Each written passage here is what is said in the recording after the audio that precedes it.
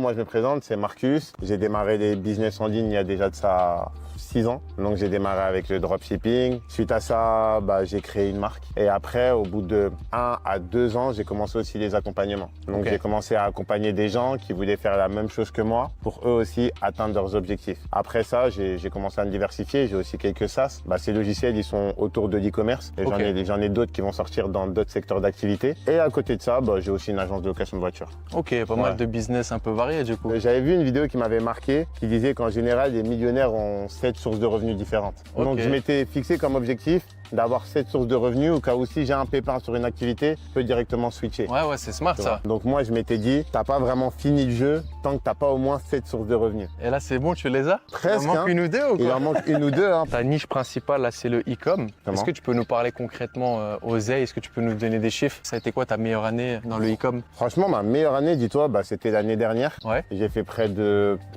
5 millions. Et en fait, au fur et à mesure, j'en avais marre de faire des boutiques sur boutiques. Donc, je me suis dit, avoir une marque, c'était beaucoup mieux. Donc, on a fait une marque. Du coup, on a des réseaux sociaux. Et quand tu as une marque, tu as des clients récurrents. Donc, c'est plus périn. En ayant une marque, je sais que je vais créer un bébé et qu'à la fin, je pourrai revendre ce bébé. Magnifique.